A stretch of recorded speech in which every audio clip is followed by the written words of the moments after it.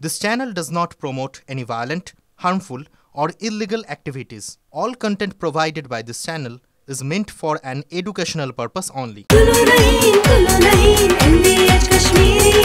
আরে কম দে কিন্তু খাঁটি দে। MDH কাশ্মীরি লাল লঙ্কার গুঁড়ো। MDH। আর এই নিয়োগ দুর্নীতি তদন্তে এবার পুরুলিয়াতেও প্রসন্ন রায় তার শ্বশুর বাড়ি সেখানেও ইডি তল্লাশি চালাচ্ছে। স্ত্রী আর দুজন শালিকাকে চাকরি পাইয়ে দেওয়ার অভিযোগ রয়েছে এই প্রসন্ন রায়ের বিরুদ্ধে। এসএসসি দুর্নীতি মামলায় মিডলম্যান এই প্রসন্ন রায়। প্রসন্নর হাত ধরে 100 কোটি টাকার বেশি চাকরি বিক্রি হয়েছে বলে অভিযোগ।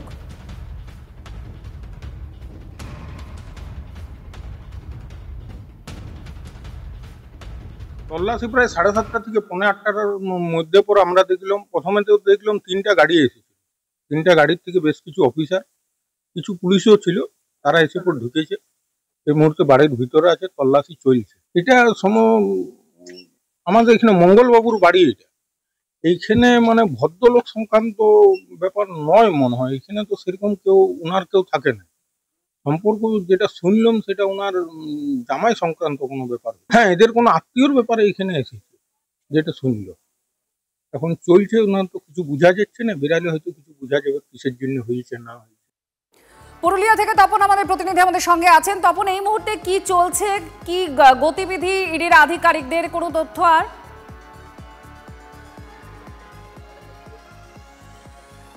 আর দেখো, দীর্ঘ 5 ঘন্টার বেশি হয়ে গেল, এখনো পর্যন্ত তল্লাশি চলছে ভিতরে। এই হচ্ছে এই হচ্ছে প্রসন্ন রায় শ্বশুর বাড়ি। এই শ্বশুর বাড়িতে 7 সকালে ইডির আধিকারিকরা উপস্থিত হয় এবং যা জানা যাচ্ছে যে এই মুহূর্তে প্রসন্ন রায়ের শাশুড়ি এবং তার শালা শুভম মঙ্গলকে নিয়ে জিজ্ঞাসাবাদ করছে। এখনো পর্যন্ত তারা বেরিয়ে আসেনি, তবে মনে করা হচ্ছে যে এই তল্লাশির সময় দীর্ঘায়ু হবে। তার কারণ হচ্ছে ইতিমধ্যেই খাবার সংক্রান্ত যে খাবার, সেই খাবার এখানে এসে পৌঁছেছে, জওয়ানরা সেই খাবার নিয়ে এসছেন। ফলত মনে করা হচ্ছে যে এই তল্লাশি দীর্ঘায়ু হবে। ধন্যবাদ তপন, আমাদের প্রতিনিধি সরাসরি আমাদের সঙ্গে ছিলেন। আর ইডির এই যে নিয়োগ দুর্নীতিতে আবার তৎপরতা শুরু হয়েছে, বিভিন্ন জায়গায় তল্লাশি শুরু করা হয়েছে, এমনকি তৃণমূল বিধায়কের বাড়িতেও তল্লাশি জিজ্ঞাসাবাদ চলছে। এই নিয়ে রাজনৈতিক দলের প্রতিক্রিয়া কি রয়েছে শুনুন। কত ফোন আছে, কত কম্পিউটার আছে, কত টাকা আছে, তো কোনো হিসাব নাই। এই যে শিক্ষক ঘোটালা হয়েছে, হাজার হাজার কোটি টাকা, এরা সবাই বেনিফিশিয়ারি, এরা এই সমস্ত টাকা তুলেছে, এরাই নিয়ে। তো স্বাভাবিকভাবে যতক্ষণ না তথ্য প্রমাণ পাচ্ছে ইডি তো রেড করবেই। আর আজ রাজনীতি ক্ষেত্রে নেতারা এত করাপ্টেড হয়ে গেছে, মুখ্যমন্ত্রী প্রধানমন্ত্রীকে পর্যন্ত তদন্তের আওতায় আনার জন্য বিল আনতে হচ্ছে। কোন নেতার বাড়িতে চিমনিতেই কোটি কোটি টাকা রাখা আছে, কার বিছানার তলায়, কার খাটের নিচে।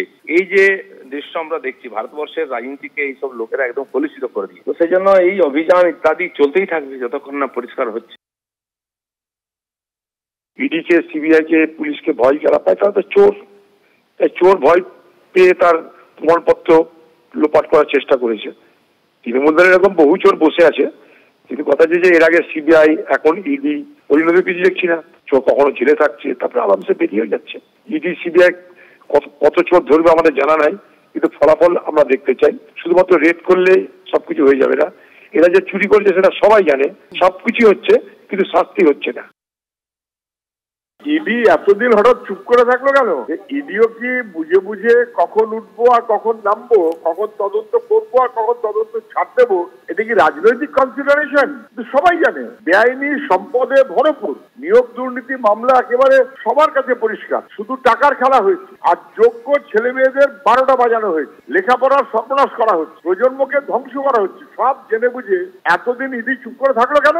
আবার 1 বছর 2 বছর পরে ঘুম ভাঙলো সামনে ভোট এসে গেছে বলে, আর মোদিজি ভাষণ দিয়েছে বলে। তাহলে মোদিজি ভাষণ দিলে ইডি চলবে বা নড়বে, তার মানে মোদিজি না বললে ইডি নড়বে না। তাহলে ইডির নিজস্ব কোনো যোগ্যতা নেই, একেবারে রাজনৈতিক কনসিডারেশন।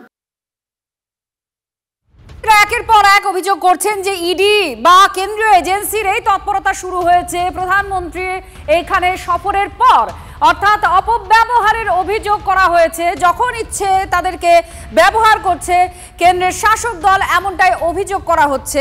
আর আপনাদের আবার আমরা মুর্শিদাবাদে নিয়ে যাব। বড়োয়ার বিধায়ক, তৃণমূল কংগ্রেসের বিধায়ক, তার বাড়িতে এখন ইডির আধিকারিকরা আছেন। আমাদের প্রতিনিধি কৌশিক এই মুহূর্তে সরাসরি আমাদের সঙ্গে আছেন, তার সঙ্গে কথা বলবো। কৌশিক, এখন কি চলছে? কারণ জিজ্ঞাসাবাদের ক্ষেত্রে আমরা সিবিআইয়ের ক্ষেত্রেও দেখেছি যে বেশ কিছু প্রশ্ন ছিল। ইডির সাধারণত তার কাছ থেকে কি জিজ্ঞাসা রয়েছে, কি প্রশ্ন ইডি করে থাকতে পারে তাকে? দেখো, যে প্রশ্নগুলি জিজ্ঞাসা করা হতে পারে যে নবম, দশম এবং একাদশ, দ্বাদশের ক্ষেত্রে যে নিয়োগ সংক্রান্ত যে কোর্টের একটি লিস্ট বেরিয়েছিল, সেই লিস্টে যে নামগুলি এসেছিল তার মধ্যে বেশ কয়েকজন কিন্তু তার ঘনিষ্ঠ ছিল। সেই সব নথি কিন্তু জানার চেষ্টা করা হচ্ছে, তাদের সঙ্গে যোগাযোগ কিভাবে করতো মোবাইলের মাধ্যমে। যে মোবাইল ফোনটি আজ সকালে তিনি ফেলার চেষ্টা করেছিলেন, পালিয়ে আজ সকালে যখন 6:30 নাগাদ তার বাড়িতে ইডির আধিকারিকরা আসেন, সেই সময় তিনি পাঁচিল টপকে পালানোর চেষ্টা করেন। এর পাশাপাশি সেই মোবাইল ফোন ফেলে দেয়, কিন্তু মোবাইল ফোন পুকুরের উদ্দেশ্যে ফেললো, পুকুর পাড়ে কিন্তু মোবাইল ফোনগুলি পড়েছিল।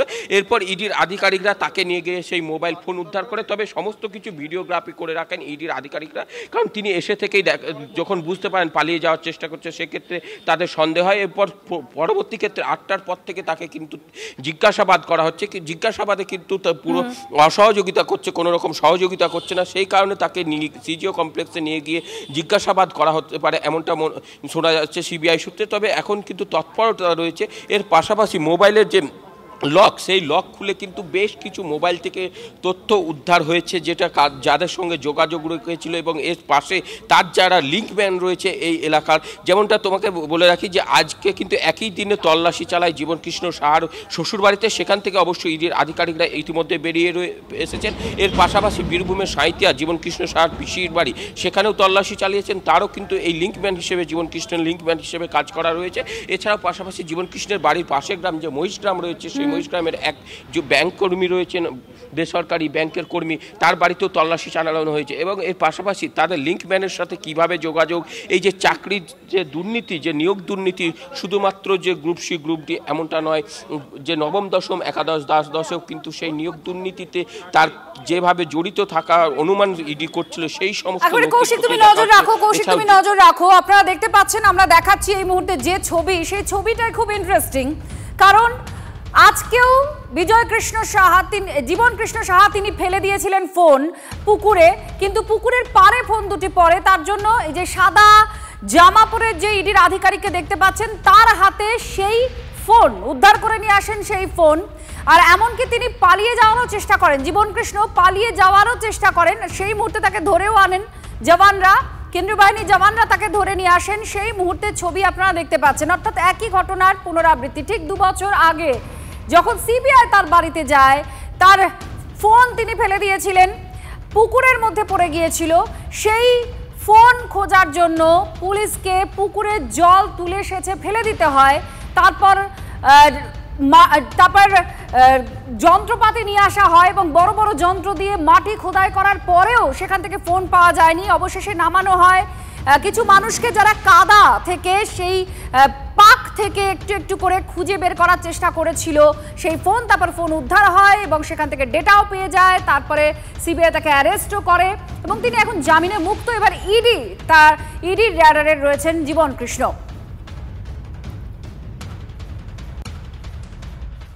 যদি এমডিএচ কিচেন কিং কিচেনে থাকি, তো আমরা যা ইচ্ছে তৈরি করতে পারি। বেগুনের ভর্তা, আলু কপি, ভিন্ডি মশলা, আরো অনেক কিছু। MDH